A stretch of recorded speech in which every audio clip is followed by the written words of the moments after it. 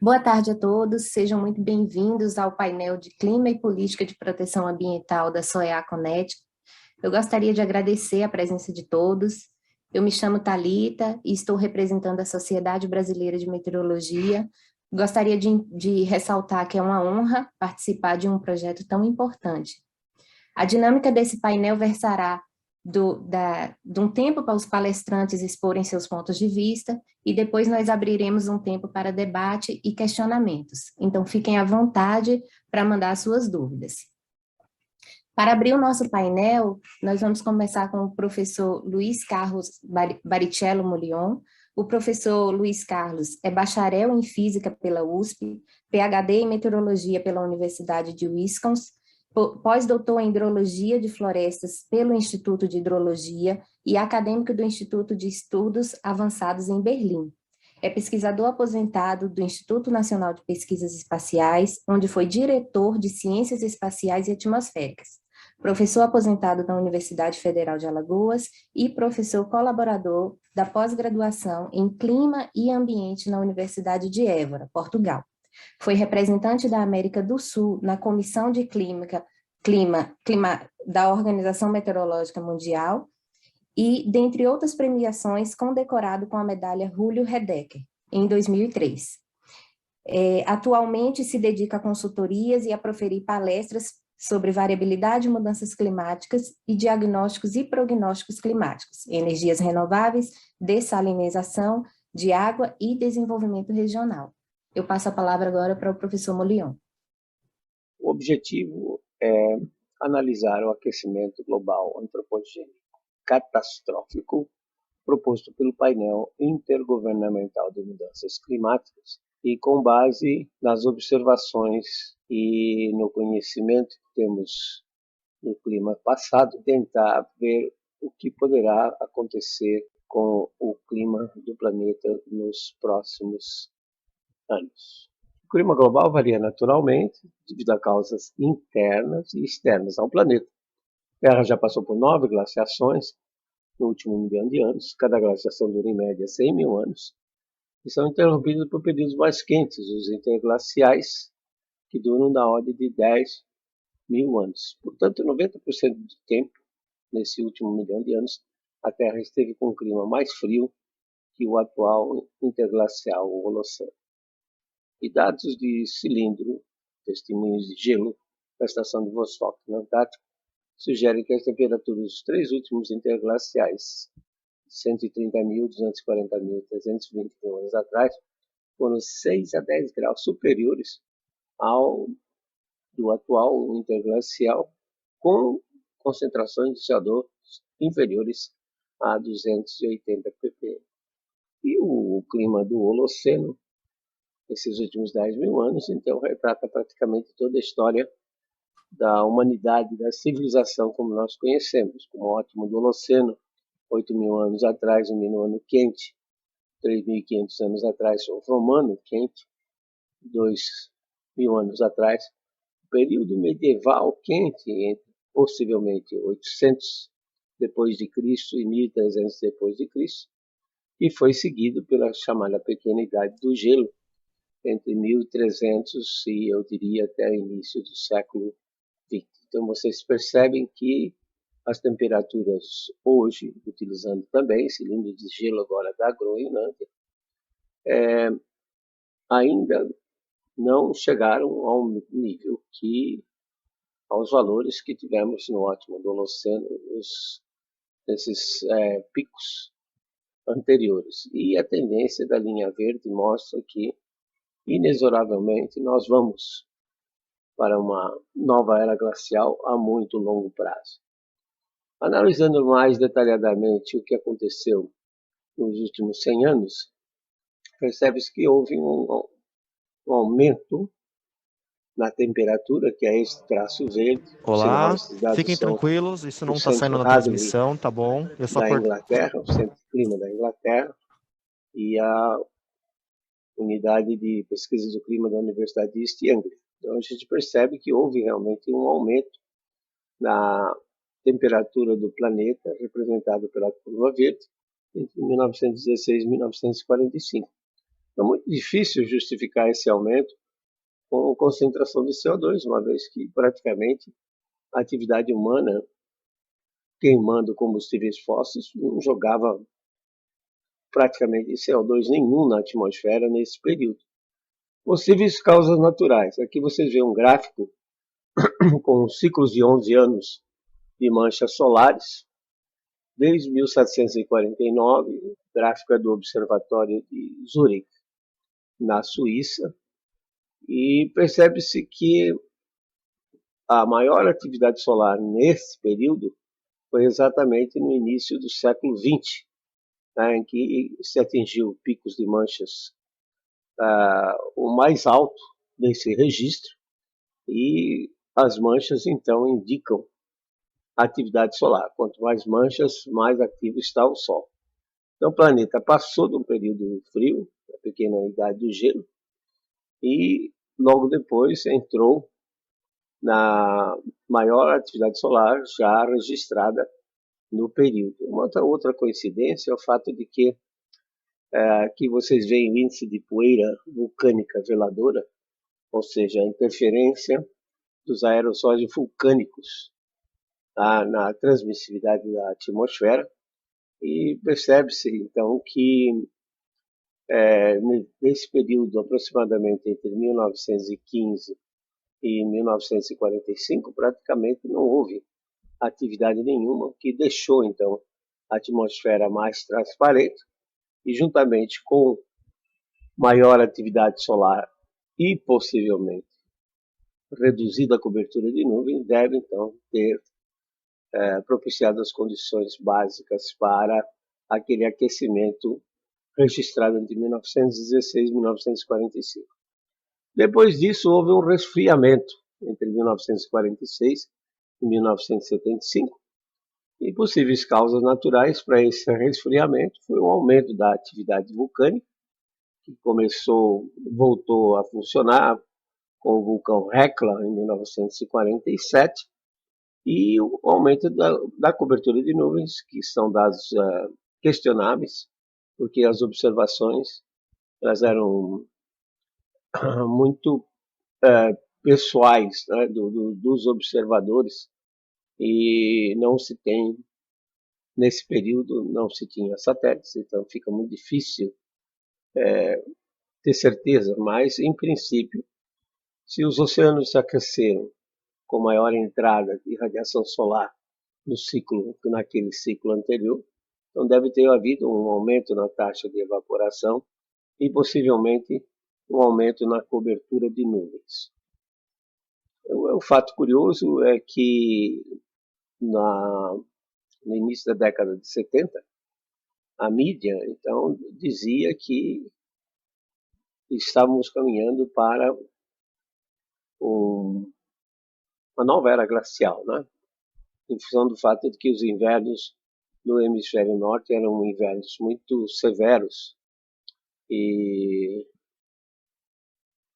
estavam então passando por esse resfriamento daquele período, e a mídia dizia que íamos para uma nova era glacial.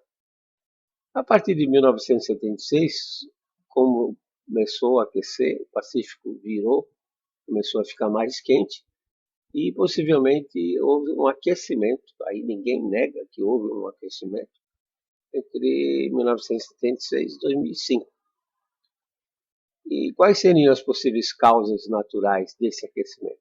Bom, aí já estamos praticamente na era dos satélites. Os satélites meteorológicos passaram a ser operacionais a partir de 1979. Esse projeto aqui, o SKIP, Projeto Internacional de Climatologia de Nuvens por Satélite, mostra que do início dos dados, julho de 1983 até 2000, houve uma redução de 5% na cobertura de nuvem, representada aqui por essa curva preta. E a partir daí houve uma estabilização na cobertura de nuvens.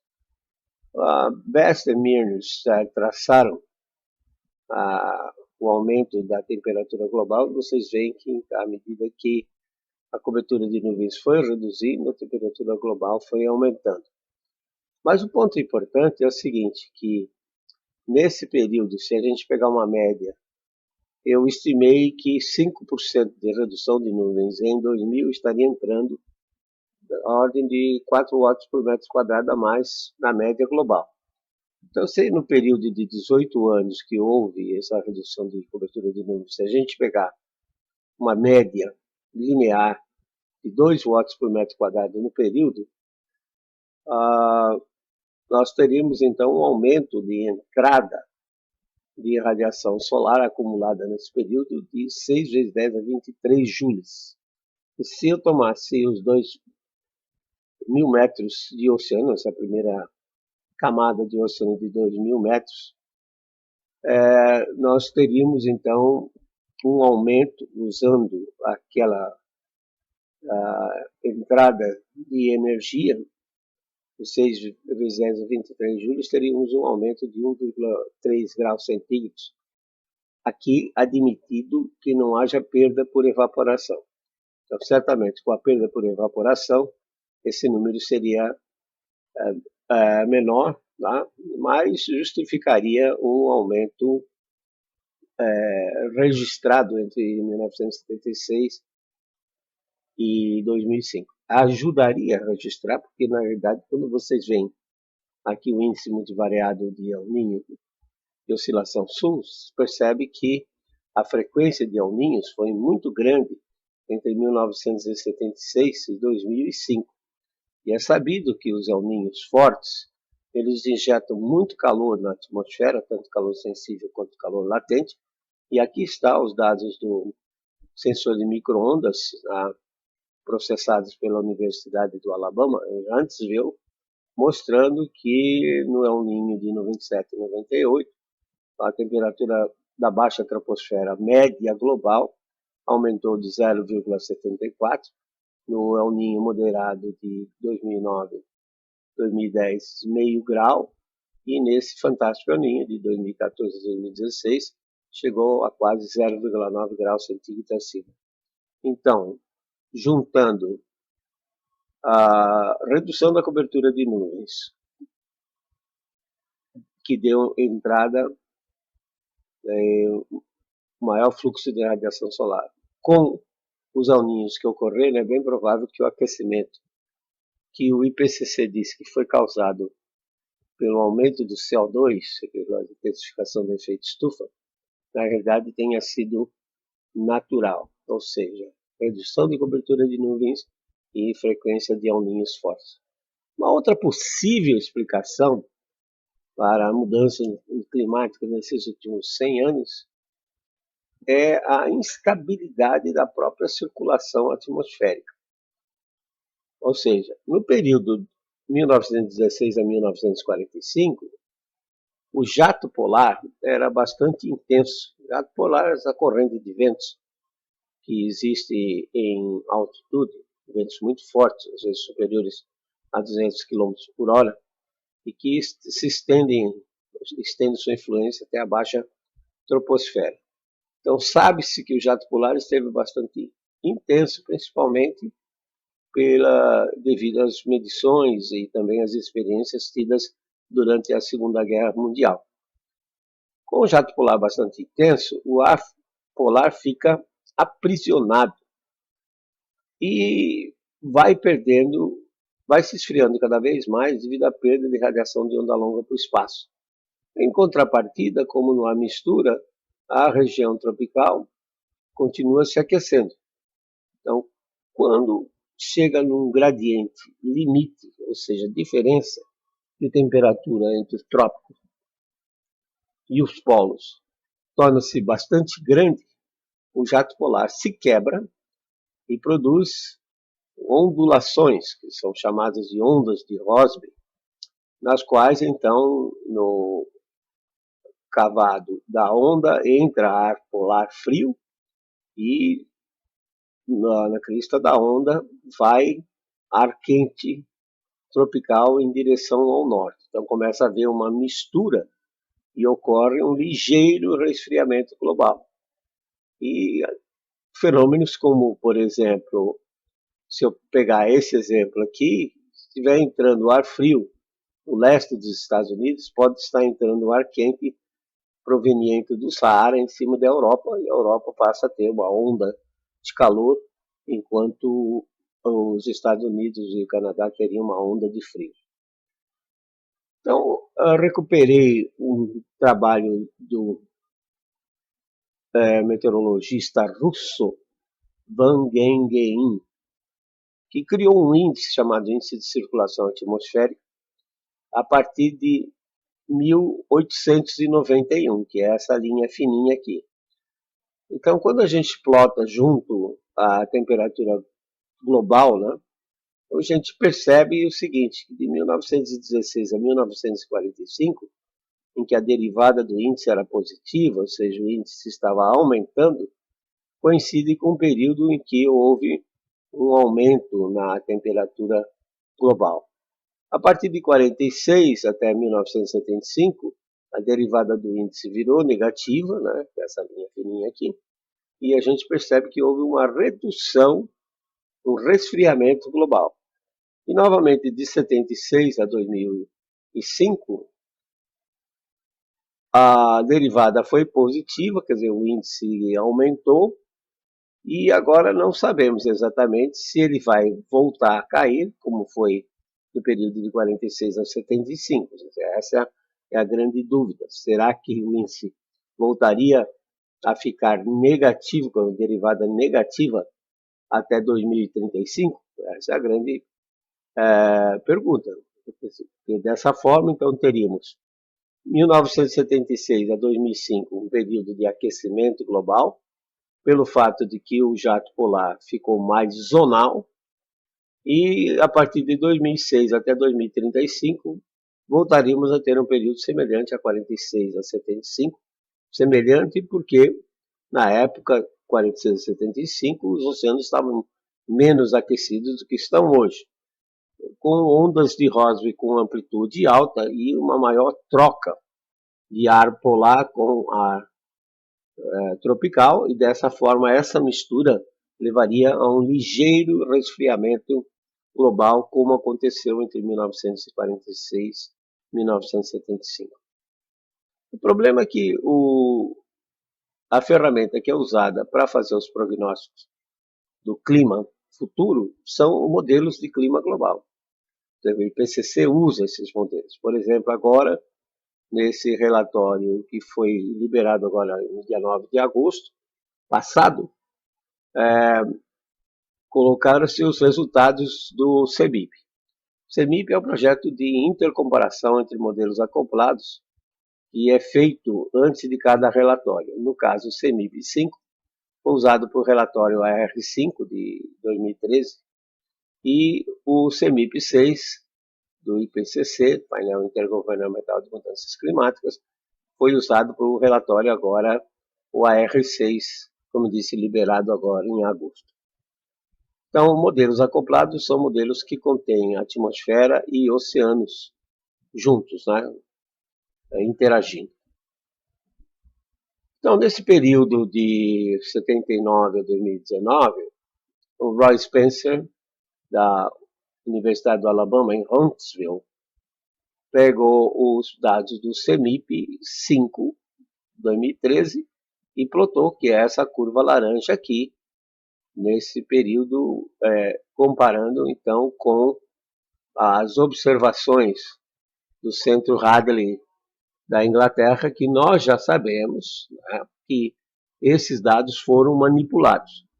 Mesmo assim, o CEMIP 5 ele mostrou temperaturas mais elevadas do que as observadas, entre aspas, na série do rádio cru, temperaturas do rádio cru.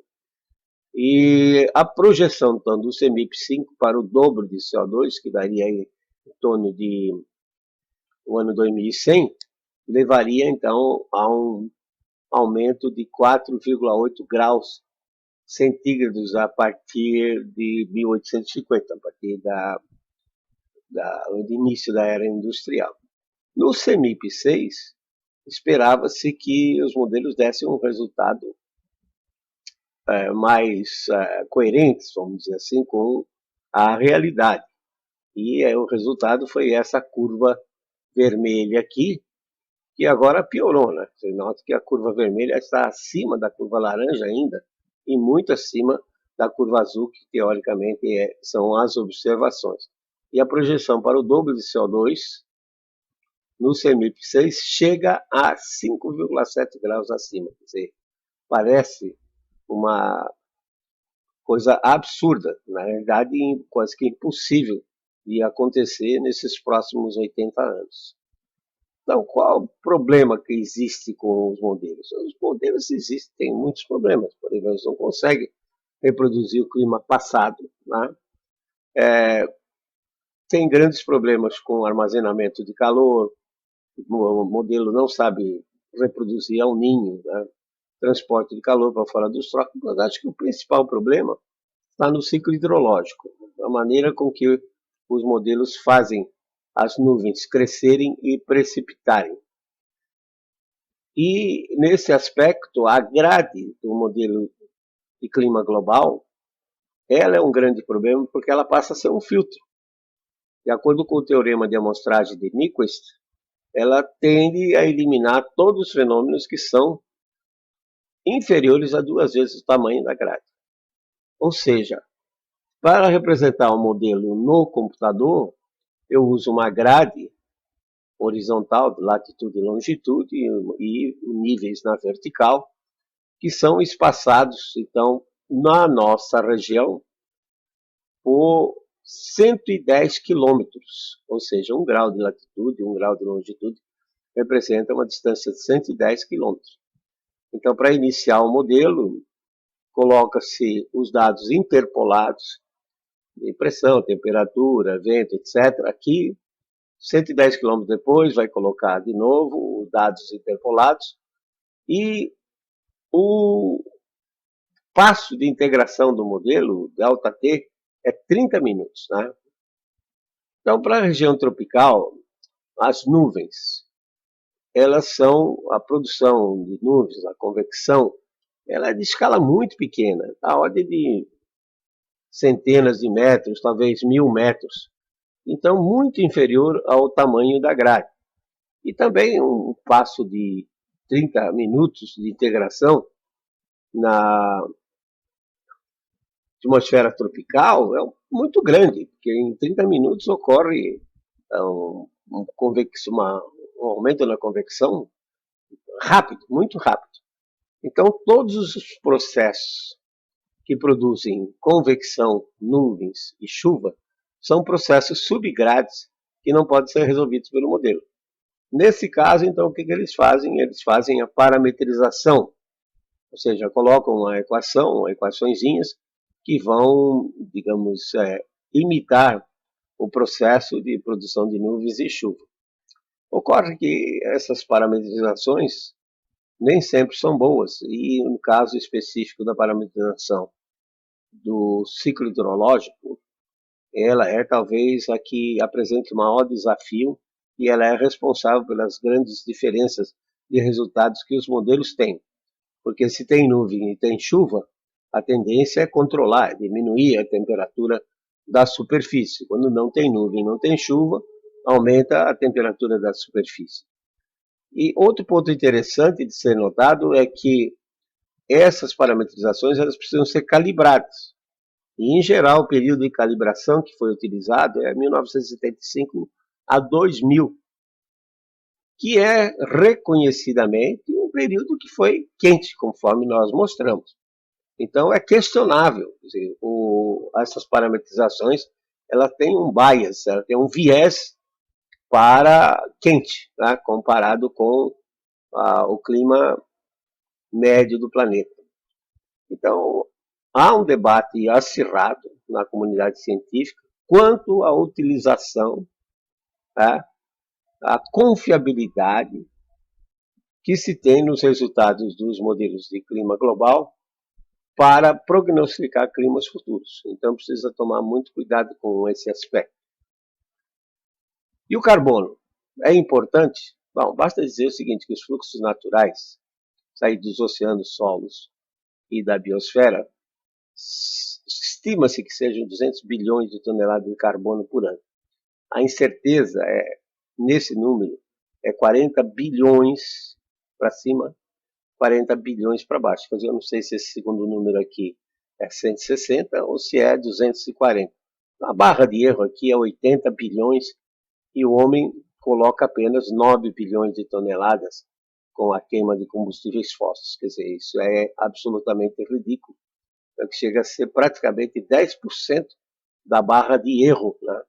É o que o homem coloca. Então, se nós não temos a certeza das fontes naturais, não devíamos nos preocupar com a atividade humana colocando CO2 na atmosfera. E entra aí o efeito estufa, que é o grande astro do aquecimento, né? E, como descrito pelo IPCC, ele é questionável. Existem várias questões que podem ser levantadas, não vou me detalhar muito, mas não há correlação entre a concentração de CO2 e a temperatura média global, porque o clima já esteve mais aquecido no passado, com baixas concentrações de CO2, como vocês viram no início, e também difícil, por exemplo, explicar como aqueceu entre 1916 e 1945, porque a atividade humana colocava muito pouco CO2 na atmosfera.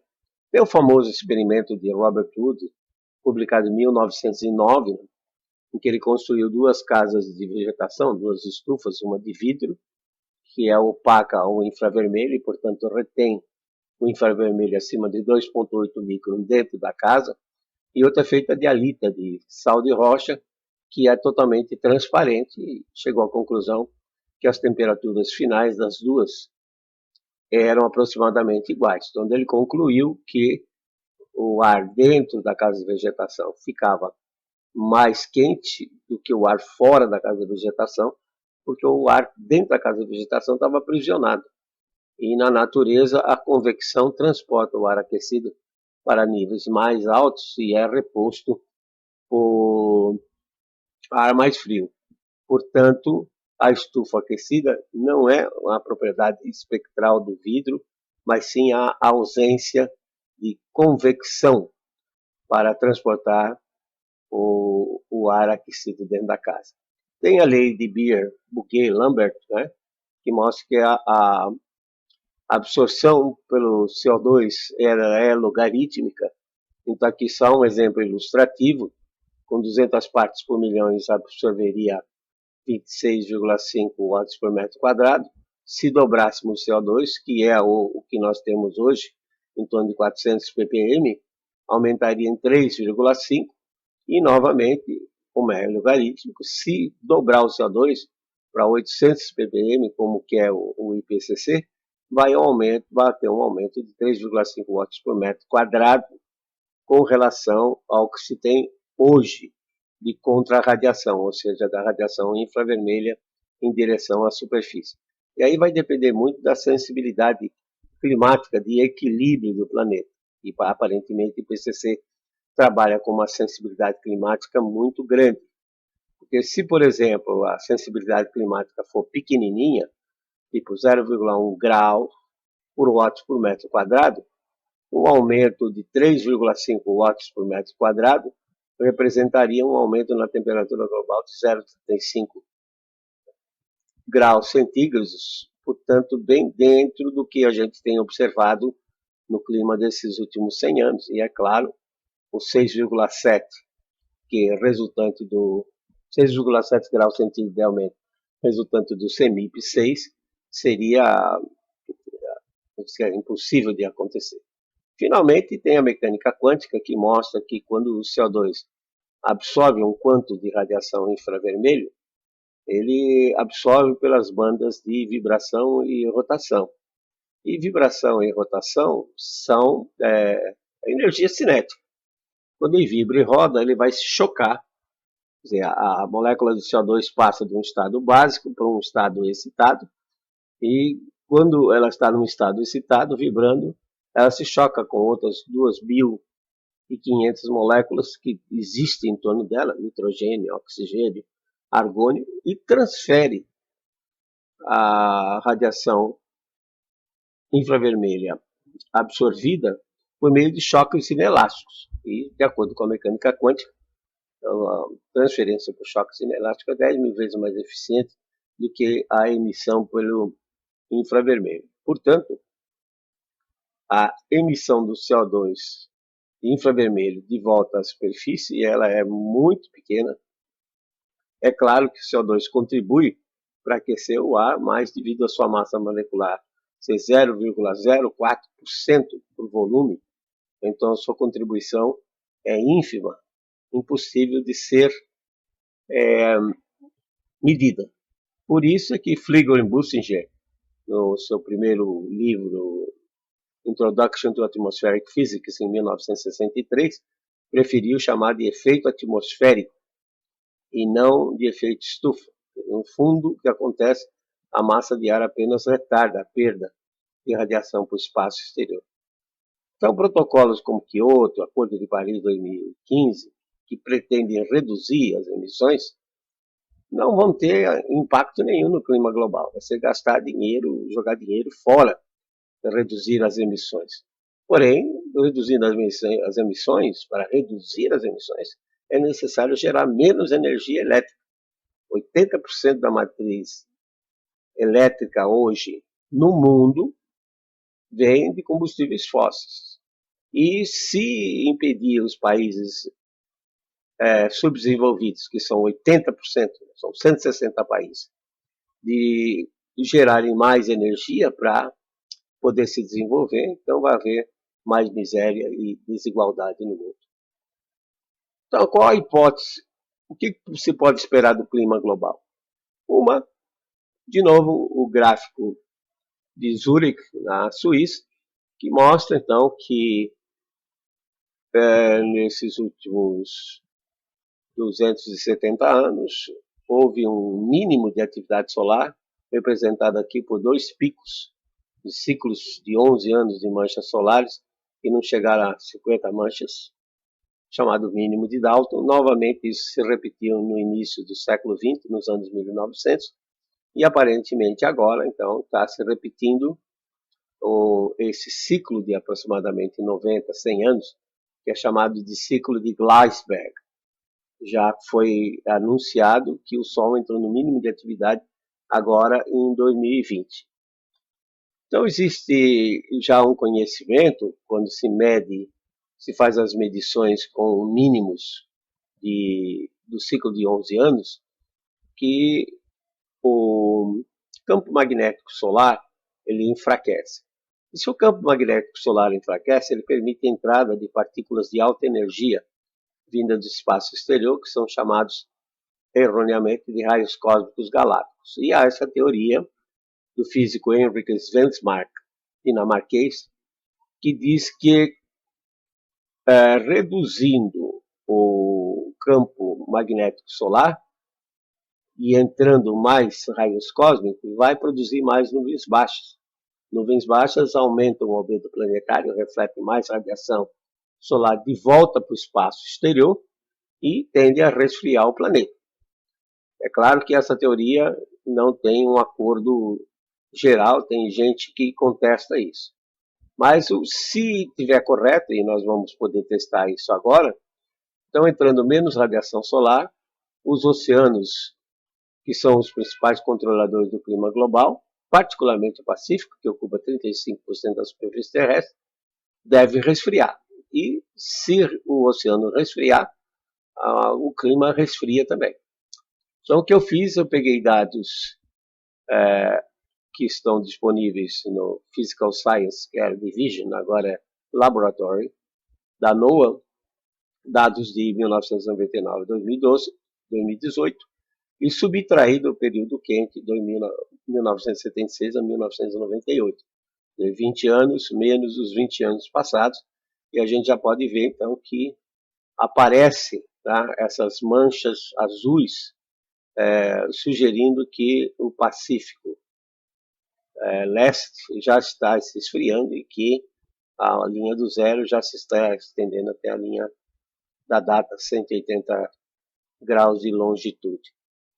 Também na NOAA encontram-se dados de conteúdo de calor do Atlântico Norte e percebe-se o seguinte, que as temperaturas estiveram baixas na década de 50 até a metade da década de 70 e depois começou a subir, atingiu um pico em 2006 e agora parece que há uma tendência de resfriamento no conteúdo de calor, né, do Atlântico Norte. Por aquela segunda hipótese, estabilidade da própria circulação atmosférica, então nós teríamos o jato polar se mantendo mais zonal nesse período de 1976 a 2005, e agora, a partir de 2006, talvez até 2035, haveria uma quebra com ondas de Rossby de grande amplitude e uma troca mais frequente de ar frio polar indo em direção ao Equador e ar quente tropical indo em direção ao polo, de tal forma que essa mistura levaria, com esses próximos 20 anos, até, no caso, mais 15 anos, até 2035, um resfriamento global. Em resumo, clima varia por causas naturais, depende de fatores internos e externos, e eventos extremos sempre ocorreram, independente do clima estar frio ou quente, né? Então, o IPCC afirma nesse último relatório que 100% de certeza que os eventos extremos estão sendo causados pelo homem. E aqui você vê, por exemplo, a cidade de Passau, na Alemanha, registrada aqui nessa coluna, a maior enchente foi em 1501. São Paulo, tá? Olha o tamanho de São Paulo em janeiro de 1929, mas foi a maior enchente que ocorreu. E Paris, na 17 de janeiro de 1910. Qual era a atividade humana nesse período para modificar o clima a tal ponto de causar essas inundações, né? O aquecimento global antropogênico é um mito, não comprovado cientificamente, apenas com base em dados de modelos. O CO2 não controla o clima, o CO2 não é um gás vilão, o CO2 é o gás da vida. Ele fertiliza plantas e causa maior produtividade nas plantas, né? E reduzir as emissões, como que é o Acordo de Paris de 2015, é inútil com relação ao clima, mas vai ter consequências sociais sérias no mundo se gerarem menos energia elétrica. Nos próximos 10 a 20 anos, a primeira hipótese diria que o mínimo do ciclo de Gleisberg aumenta a cobertura de nuvens e, por sua vez, tenderia a resfriar o planeta, ou, se eu adotar a hipótese da instabilidade do próprio sistema, da própria dinâmica da atmosfera, do jato polar, que levaria, então, a um aumento na componente meridional do vento, portanto, maior troca de massa de ar polar com massa de ar tropical, haveria, então, um resfriamento global com uma frequência de invernos mais frios nas regiões fora dos trópicos, como foi registrado naquele período de 46 a 75. Para o Brasil, eu tenho uma preocupação muito séria. Eu peguei agora essa última década que se encerrou, de 2011 a 2020, e subtraí da média 1991-2010, que é a utilizada normalmente para comparação. E a gente vê que todo o leste do Brasil houve uma redução de chuva, né?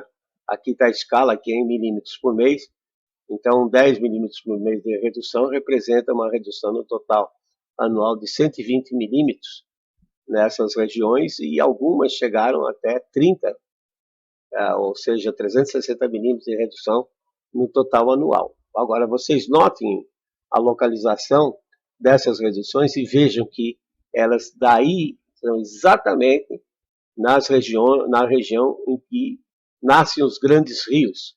Daqui nasce o São Francisco, o Tocantins, o Araguaia, indo em direção ao Equador.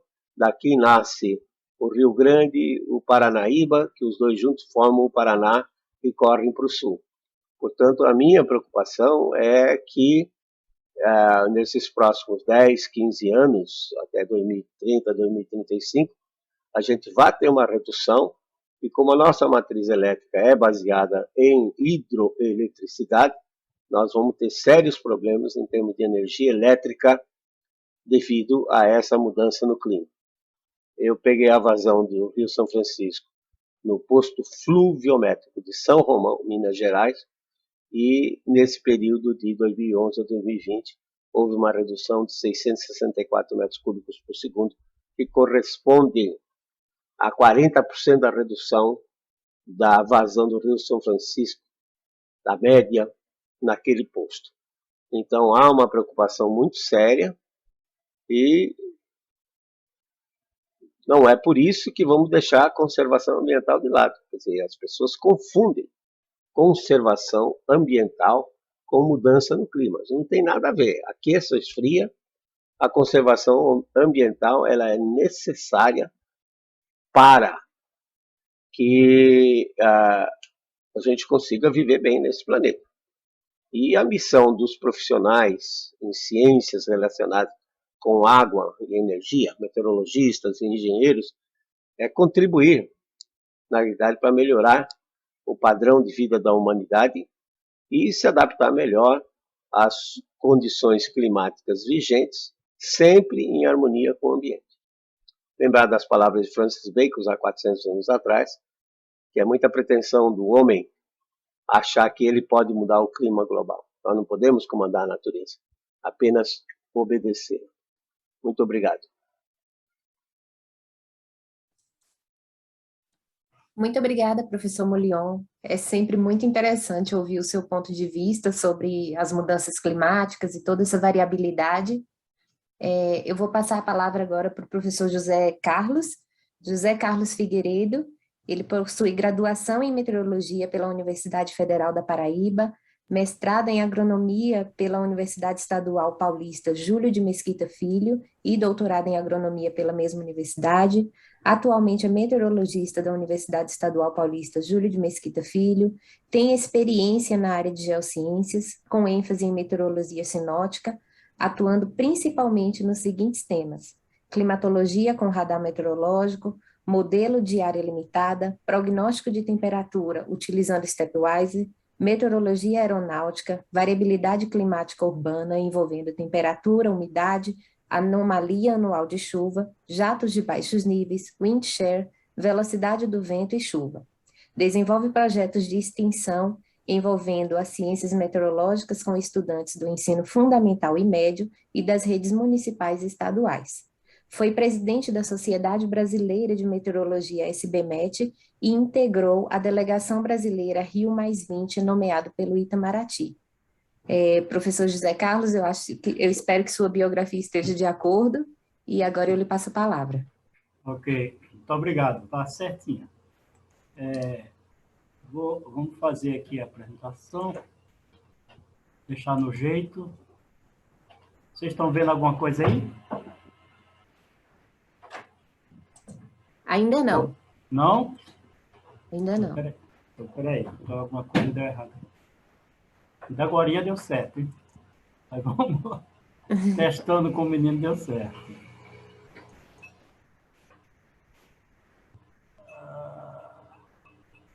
Está dizendo que eu fui desabilitado de alguma coisa aqui. Ele não está deixando eu mostrar. Olha, no teste que a gente fez ainda agora deu certo. Deixa eu pedir ajuda ao... Olha, não estou entendendo. Já tá disponível, professor, sua apresentação. Já está? Podemos seguir. Tá ok. Bom, eu não estou conseguindo, deixa eu ver aqui.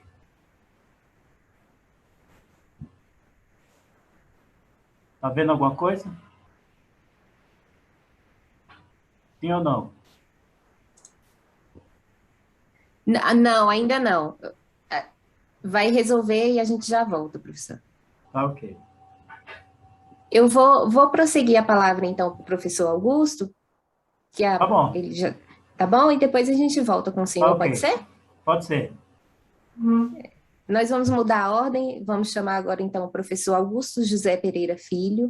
O professor Augusto José Pereira Filho, ele é bacharel em meteorologia na USP, mestre em meteorologia na USP e PhD em meteorologia pela Universidade de Oklahoma.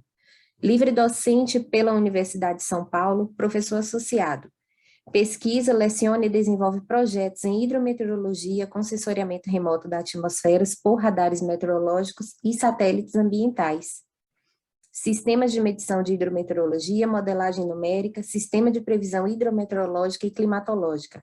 Coordenador do Laboratório de Hidrometeorologia, coordenador de projetos na FAPESP, CNPq, SABESP, Vale, CESP, Petrobras e outros. Foi membro do Conselho de Pesquisa da USP, membro do Conselho Regional de Engenharia e Agronomia.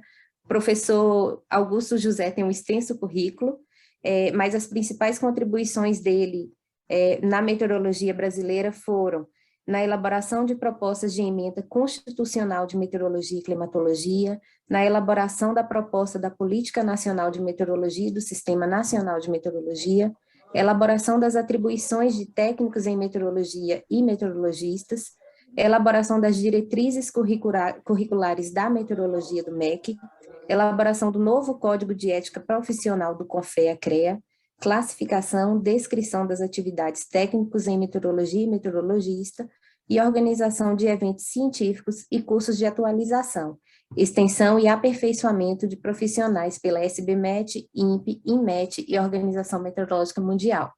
Professor José Augusto, Augusto José, eu te passo a palavra agora. A bola é toda sua. Ok. Boa tarde, muito obrigado, doutora Thalita, nosso amigo professor Molhão e mais amigo ainda, José Carlos. Um grande prazer estar com vocês aí. Eu tenho uma apresentação que eu acho que já está no ar aí, né? Então fique com ela. Pela oportunidade de falar sobre esse tema muito importante, clima e política de proteção ambiental.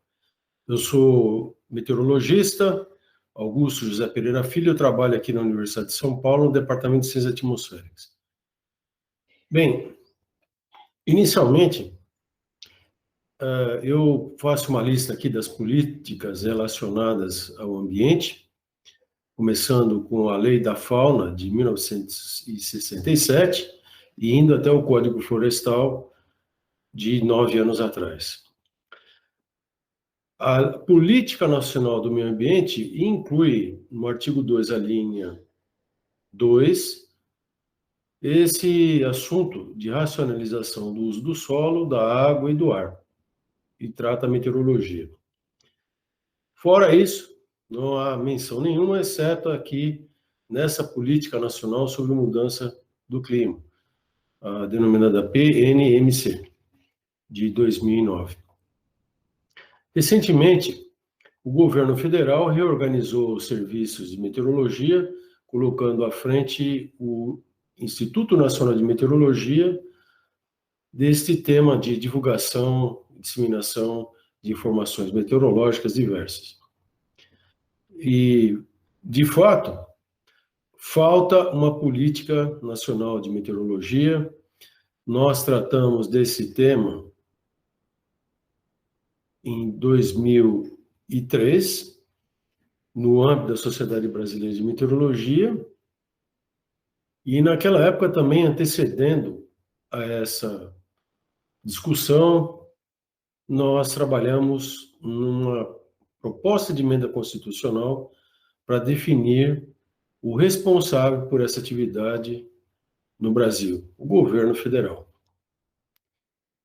Há, de fato, uma lacuna no conjunto de leis ambientais e justamente essa Política Nacional de Meteorologia e Climatologia.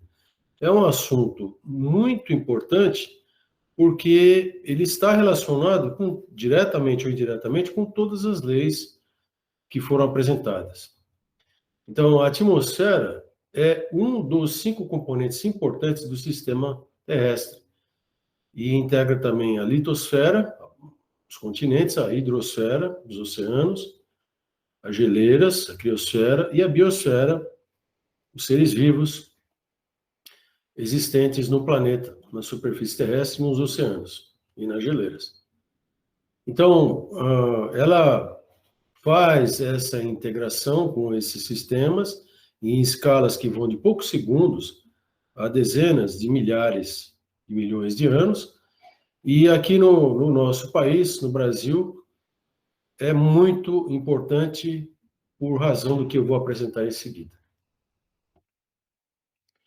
Então, nós temos aqui um esquema de Peixoto-Hort, de 92, mostrando aqui o ciclo da água. A origem da água são os oceanos, ela é transportada pela atmosfera, a precipitação, então, desse vapor d'água, sobre o continente, sobre a criosfera e também sobre a biosfera, e esses fluxos de água no sistema, então, fazem com que haja vida.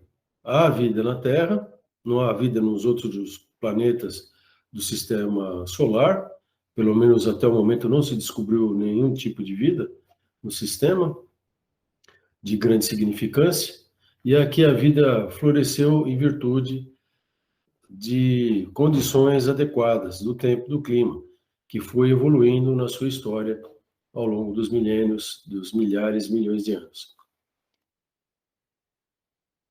Esse é uma ilustração, uma animação muito bonita, mostrando a evolução da biosfera, o verdinho, né? A vida nos oceanos, nas bordas continentais e também nos oceanos abertos, evidenciando essa dinâmica da Terra. E essa dinâmica toda ocorre em virtude do ciclo da água e dessa interação da atmosfera com todos os componentes do sistema. A ANA tem estabelecido um balanço do que precipita no Brasil, isso é medido por pluviômetros, radares, satélites estimados, e nós temos aí, pelo menos no ano de 2017, 3,8 trilhões de metros cúbicos de água da chuva, e 11,7 trilhões desse total evapotranspiraram, e aí o restante foi utilizado para geração de energia elétrica, pela agricultura, para o consumo humano e para todas as atividades, de fato, existentes aqui no Brasil e no mundo todo. Então, o ciclo da água passa pela meteorologia, passa pela previsão do tempo, pela previsão climática, prognóstico climático. Então, é muito importante para todas as atividades, especialmente de engenharia, que estão aqui ilustradas. Nós também temos essa Agenda Global 2030, que tem 17 objetivos, e 2 desses principais, que é saneamento e água e energia limpa, também estão diretamente relacionados com a meteorologia e climatologia, e também os demais de forma indireta.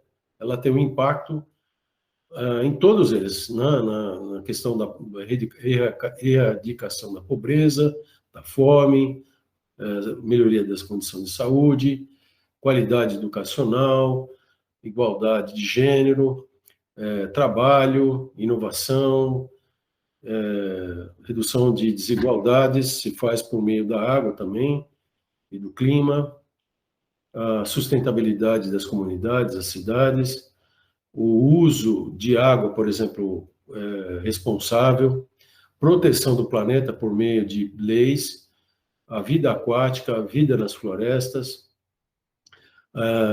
também inclui paz e justiça, e essa cooperação internacional. Então, a meteorologia faz parte dessa agenda e está aí embutida nesses grandes objetivos, e, portanto, merece atenção. Aqui no Brasil, nós temos várias áreas estratégicas, por exemplo, a área de recursos hídricos, fontes de energia renováveis, como a eólica, a solar, a hidrelétrica, e ainda mais nesse momento de crise, em que se polui mais por razão do uso de termoelétricas. A questão da mineração também passa pela meteorologia e a ambiental, a proteção da área ambiental, que demanda informações, por exemplo, de risco de incêndios florestais por razão da secura do ar nessa época do ano, no inverno. A agricultura, o maior consumidor da água do Brasil, e também o maior gerador de riquezas, de renda per capita brasileira. A área de transportes, todos os modos de transporte, aéreo, terrestre, marítimo e assim sucessivamente. E, evidentemente, a própria meteorologia, o tempo e o clima são estratégicos. Então, é necessário, dado o tamanho do Brasil, uma organização do sistema que não existe atualmente. Eu vou falar um pouquinho mais sobre esse tema daqui a pouco. E também envolve essas áreas de tecnologias. A meteorologia é a maior usuária, por exemplo, de supercomputação. É a maior usuária de tecnologia espacial para efeito de estudos do tempo e do clima e serviços ambientais. Esse aqui é um cenário da Organização Meteorológica Mundial, eu fiz uma pequena adaptação aqui.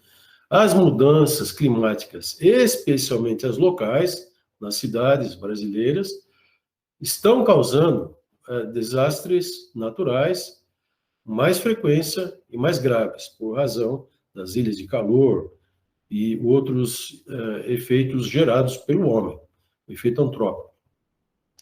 No Brasil, nós temos essa triste realidade.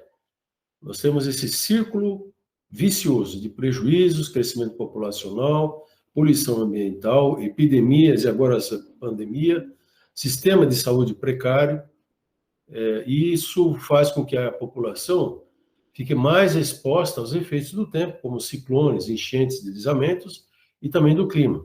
Seca, a poluição, e produz prejuízos bilionários, menos desenvolvimento, portanto, isso se retroalimenta nesse círculo vicioso que retarda o crescimento do Brasil. Agora, o que nós queremos, os nossos objetivos de gestão ambiental, é melhorar, né, o desenvolvimento sustentável. Para isso, então, gerar um círculo virtuoso de prevenção, mitigação, preparo, monitoramento, planejamento, legislação, uso do solo e da água apropriados e controle da poluição. E isso resulta em menos riscos para o ambiente, para a população, e traz benefícios para a saúde, educação e bem-estar. Mais consciência também e preparo, mais proteção ambiental. E isso, então, produz um círculo virtuoso. E a meteorologia pode e deve contribuir mais significativamente. E, para isso, é necessário uma reorganização do nosso sistema de meteorologia brasileiro, que está integrado com a Organização Meteorológica Mundial. Então, essa ciência da sustentabilidade, ela tem uma balança, né? De um lado, a gente tem os aspectos da economia, e do outro, os lados da sociedade, e, às vezes, esse lado aqui pesa mais por razão dessa falta da ciência da sustentabilidade, que requer conhecimento tanto do lado dos sistemas naturais, como também das atividades humanas. Não há, de fato, desenvolvimento sustentável sem ciência, sem pesquisa, sem desenvolvimento. E a meteorologia tem aí uma contribuição importante para dar. A Terra, ela tem um sistema de observação próprio, é essencial para a sustentabilidade, e há ferramentas de previsão, de prognóstico, sistemas de alerta existentes aqui no Brasil, vários.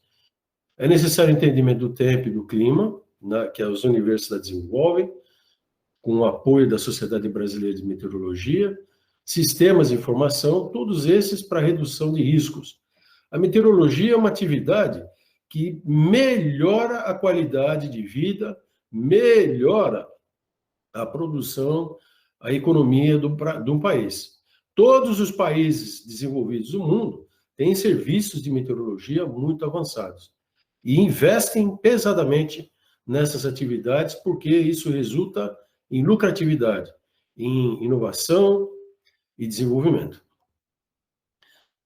Esse quadro aqui, que não vou poder detalhar, do Ministério do Planejamento, há mais de uma década, identificou vários problemas no serviço de meteorologia e climatologia que resultam em problemas para o Brasil, que vão desde o aumento da desigualdade social até a diminuição das exportações, direto ou indiretamente, por razão de uma falta de previsão, prognóstico climático para a agricultura, ou então por uma infraestrutura que é afetada por eventos severos em áreas portuárias, por exemplo, né? Então, é um quadro que ainda não se resolveu. Não se resolveu porque não há uma política nacional de meteorologia. A SBMet e as universidades, então, trabalharam esse arcabouço do que seria esse novo sistema. Isso foi apresentado no âmbito do Ministério de Ciência e Tecnologia há mais de uma década e, eventualmente, todo esse trabalho não foi avante para a geração da tal política de meteorologia. Então, em 2003, nós trabalhamos na PEC da meteorologia, trabalhamos no arcabouço da política nacional, do Sistema Nacional de Meteorologia, e, de fato, a meteorologia, ela trabalha, ela atua no mercado de trabalho, nas áreas de água, abastecimento urbano, saneamento, recursos hídricos, navegação e irrigação, na área de energia, hidrelétrica, eólica, solar, na proteção civil de enchentes, deslizamentos, rajadas, granizo, descargas atmosféricas, na área da saúde pública, conforto térmico, dengue, e em todas as mídias, TV, rádio, jornais, revistas, internet e mídias sociais. Então, o que seria, né, que viria a ser essa política nacional de meteorologia discutida no âmbito da Sociedade Brasileira de Meteorologia, em 2003, e apresentada ao Senado brasileiro, e tramitou também na Casa Civil da Presidência da República. Então, essa é a nossa realidade. A meteorologia nacional, ela está no âmbito de vários órgãos federais, estaduais, municipais e entidades privadas, está toda fragmentada, né? E, então, o trabalho é muito segmentado e as atividades, às vezes, elas são complementares e, por vezes, até redundantes. Então, quando eu faço uso de um sistema num dado local com um órgão e depois um outro órgão, então, há ali um gasto adicional para o Brasil desnecessário. E por que é feito assim? Por razão da falta de comunicação, de cooperação, de uma política que ordene esse sistema. Então, não há uma entidade central. Nós temos os dois atores principais, o Instituto Nacional de Meteorologia e o Instituto Nacional de Pesquisas Espaciais, por meio do CPTEC, que têm arranjos institucionais que não conferem esses mecanismos que permitam o gerenciamento integrado das atividades e dos demais também. Então, há muita dificuldade nessa integração de técnicas, de políticas, de supervisão e de investimentos. Tudo isso prejudica e retarda a modernização do sistema de meteorologia do Brasil. Então, as premissas aí da estrutura do Sistema Nacional vão ser aqui apresentadas, né? Nós precisamos inicialmente reconhecer todas as partes, todos os atores, inclusive do setor privado, e como eles se interligam, e também com essa área aqui de hidrologia, recursos hídricos e ambiental. Então, esse sistema, na visão da meteorologia, que avaliou outras políticas já existentes, por exemplo, como a Política Nacional das Águas, deveria ser um sistema descentralizado e com uma operação compartilhada entre a federação, os estados, municípios e a iniciativa privada também. Para quê? Para medir variáveis importantes, para armazenar essas variáveis, para processá-las e disseminá-las para os vários usuários, de forma harmônica, por meio dessa Agência Nacional de Meteorologia e Climatologia.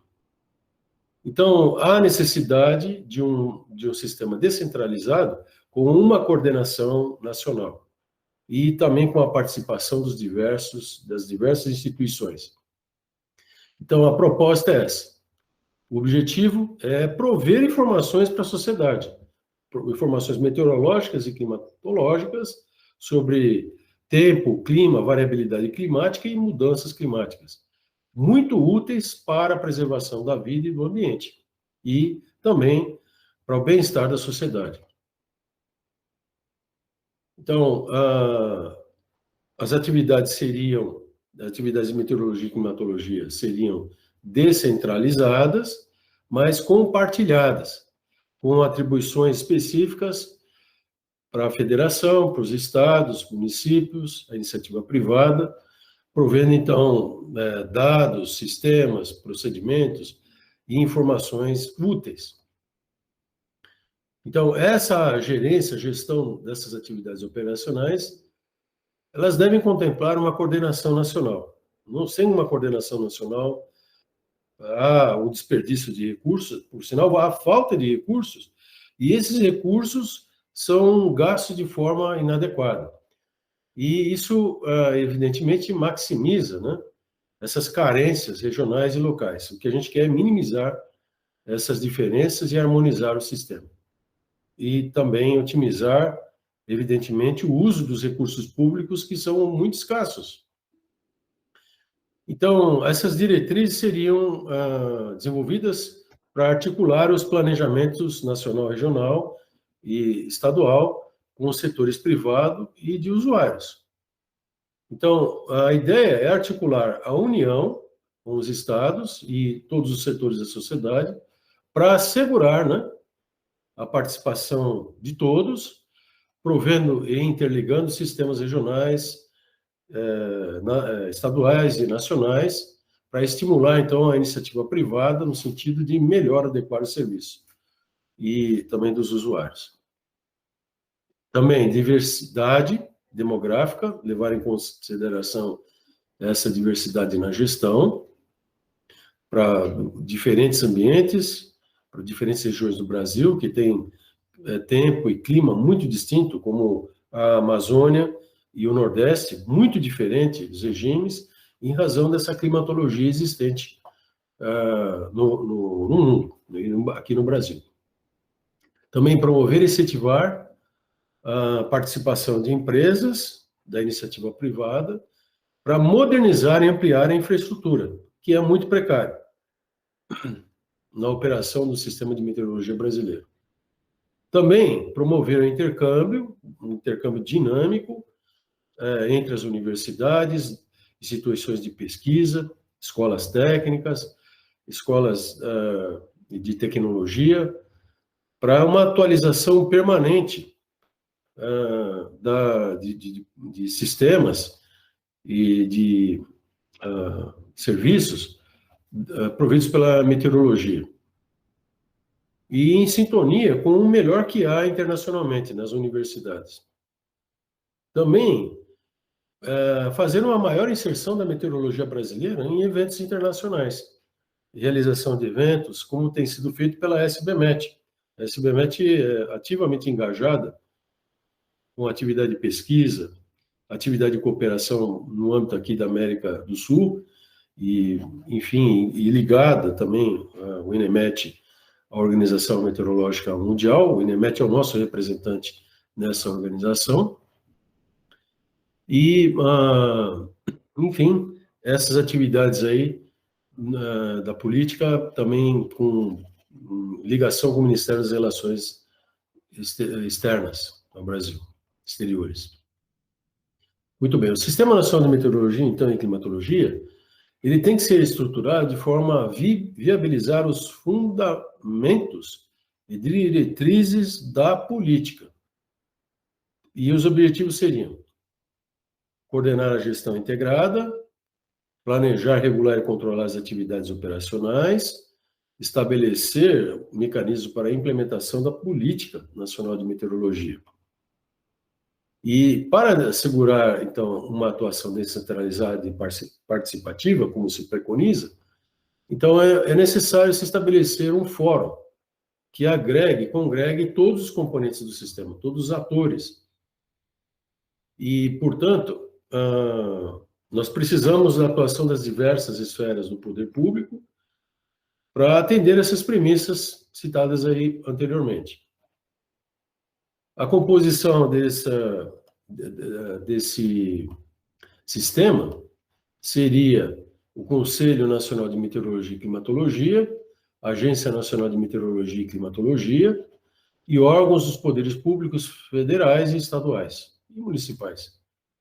E o Conselho, as atribuições desse Conselho Nacional seriam estabelecer as diretrizes complementares, aprovar e acompanhar a execução do Plano Nacional, promover a articulação dos planejamentos nacionais, regionais e estaduais, arbitrar conflitos e analisar propostas de alteração da legislação e da política também, que precisa evoluir.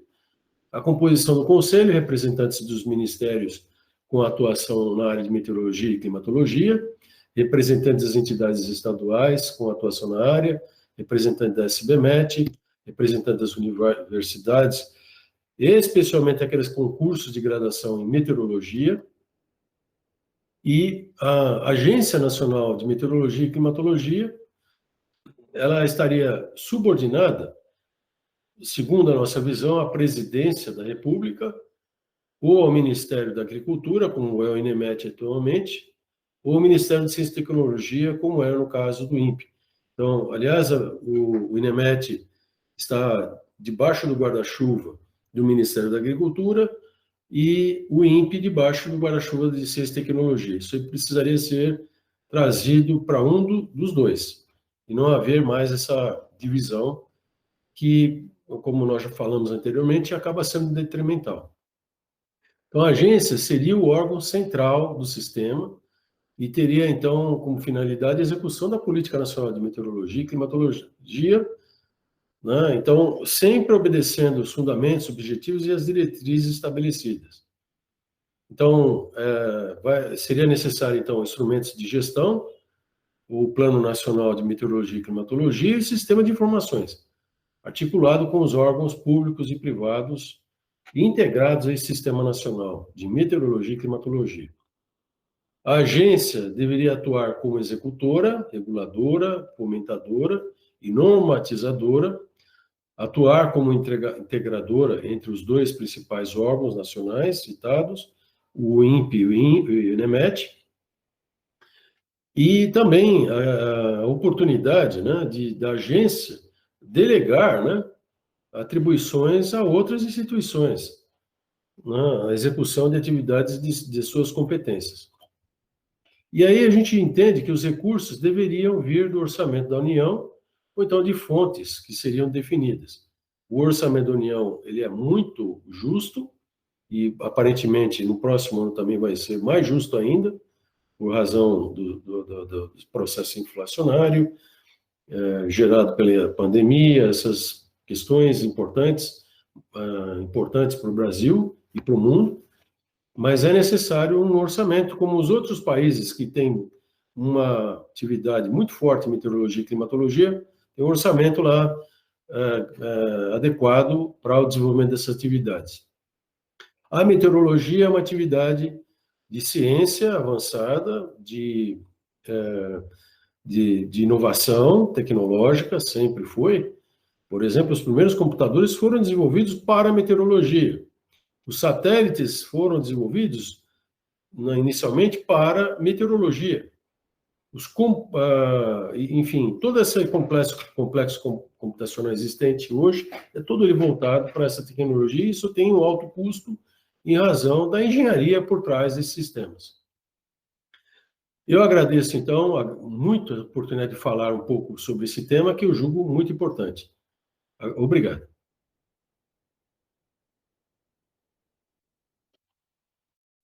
Muito obrigada, professor Augusto José, pela sua fala. Eu fiquei muito contente também em ver alguém levantar nossa bandeira, assim, de uma ciência que é tão difícil, tão dinâmica e, por vezes, tão desacreditada no nosso país, né? Tão deixada de lado. Foi muito bacana ver a sua palestra. Eu vou passar a palavra agora para o professor José Carlos, que eu tinha apresentado anteriormente.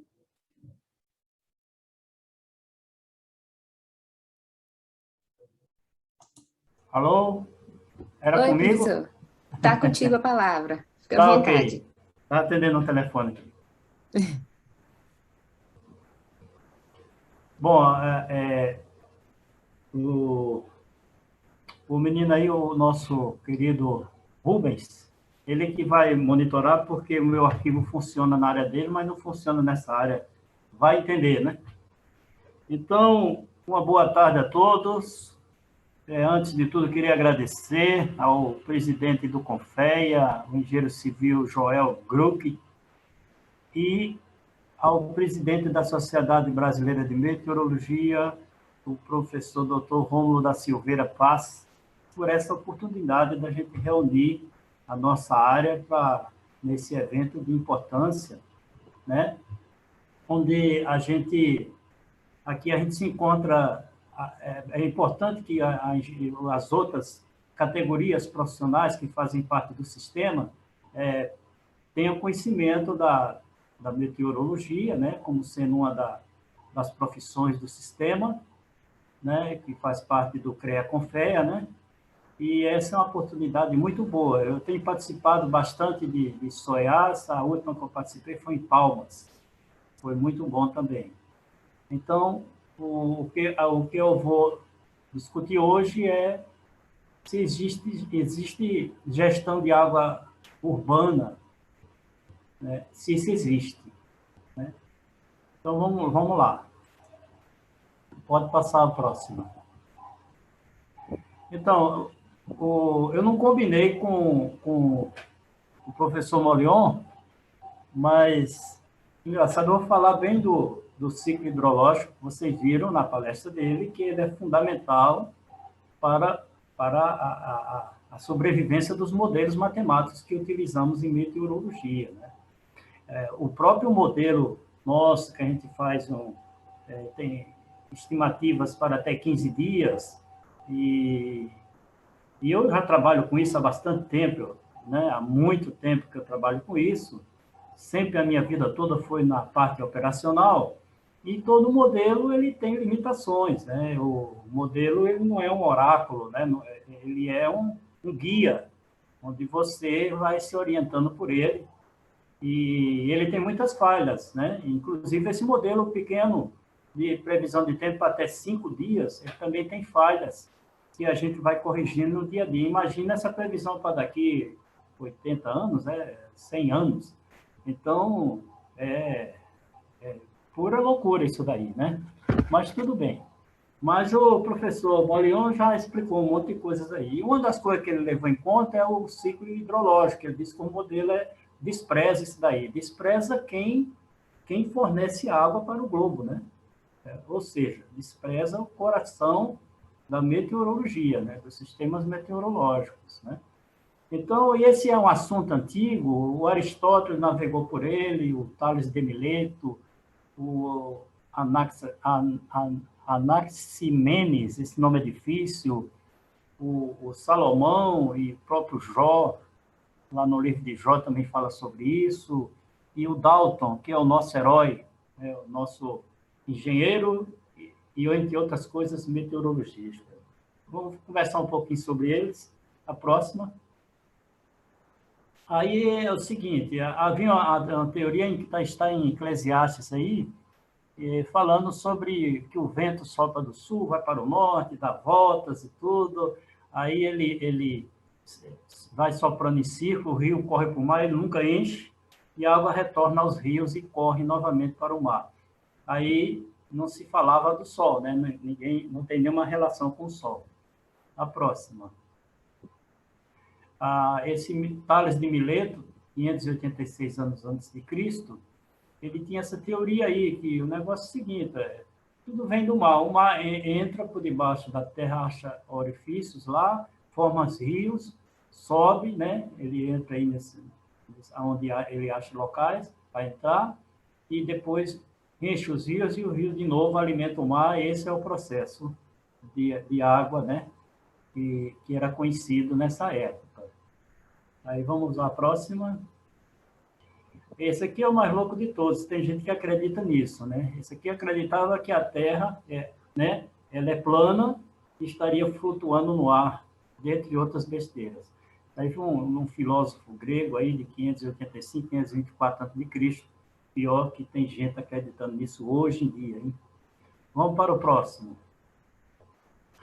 E a teoria do Aristóteles. Aristóteles contribuiu bastante com a meteorologia. Primeiro foi o inventor do primeiro instrumento meteorológico, né, que é o pluviômetro.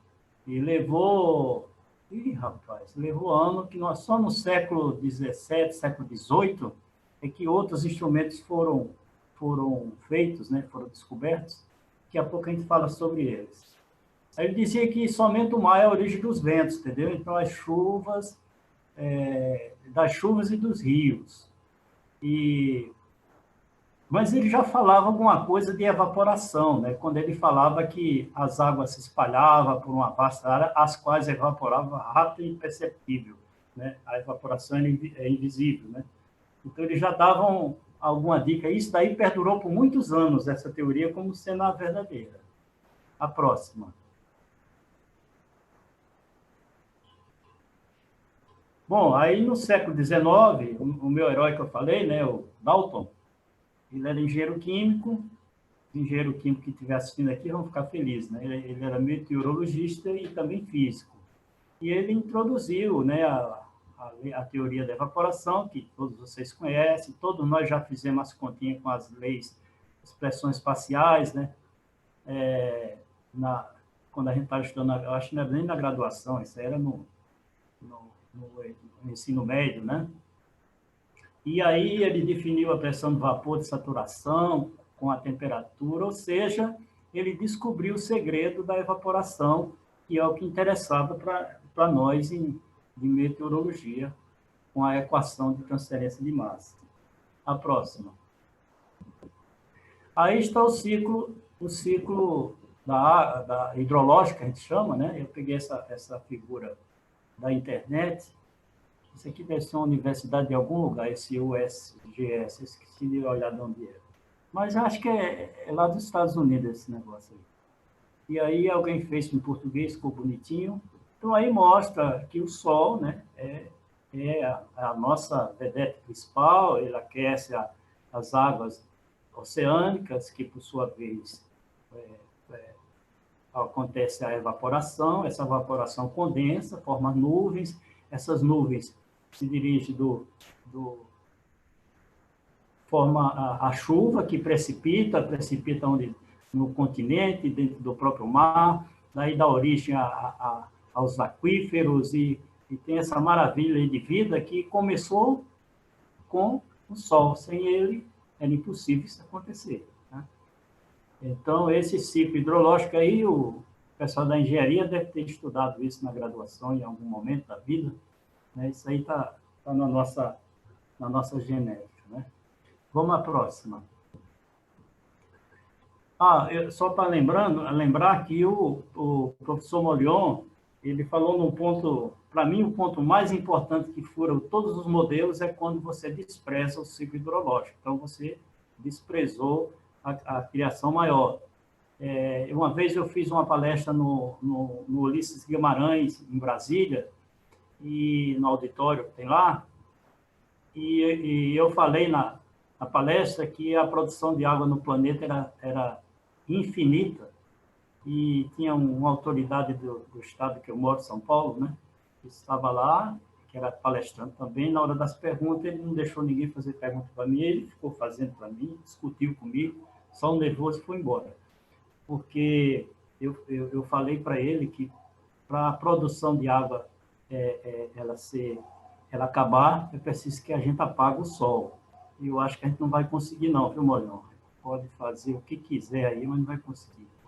E aí, ele não gostou, tal, eu digo, olha, não tem outra coisa, cara, isso o negócio é com ele, ele que determina, né, a situação, né?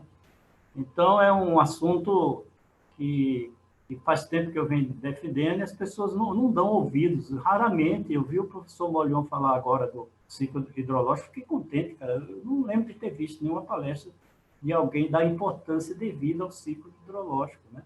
Para mim é o ciclo da vida. Bom, é bem provável que na cidade que você mora, em algum lugar tem uma placa dessa. Atenção sobre chuva intensa, evita esta via, risco de alagamento, corpos de bombeiro, ligue 193. Bem provável que vocês tenham, essa tem perto da minha casa. A próxima. E aí, o que é que acontece? Esses dias saiu essa notícia aí na mídia, e quando sai notícia na mídia, como faz somente 40 anos que eu trabalho em serviços operacionais, então sou bem conhecido aqui no interior de São Paulo, o professor Figueiredo, eles chamam de o homem do tempo, né? Então, por causa do tempo que eu estou aqui, o tempo do relógio, né, trabalhando com meteorologia, né, que é a minha graduação, né, a minha formação. Então, saiu esse aviso, que essas bacias, que algumas delas o professor Molion falou aí, estão sob os efeitos da estiagem severa, isso aí nós sabemos. Aí lá vem a aberração, né? Segundo o Comitê de Monitoramento do Setor Elétrico, por exemplo, essas regiões tiveram a menor entrada de água nos reservatórios dos últimos 91 anos no período chuvoso de setembro de 2020 a março deste ano. Eu botei interrogação aí, eu já vi até com 100 anos e 110 essa mesma notícia. Então, você vê como é feito o negócio. Para começo de assunto, o professor Augusto, eu acho que com certeza ele sabe o número exato, só tem uma estação no Brasil que tem mais de 100 anos ou 100 anos de medição, que é a estação da USP. Não tem outra. Aqui na nossa região, no estado de São Paulo, a mais antiga é a nossa, tem 50 e 60 anos, de medição.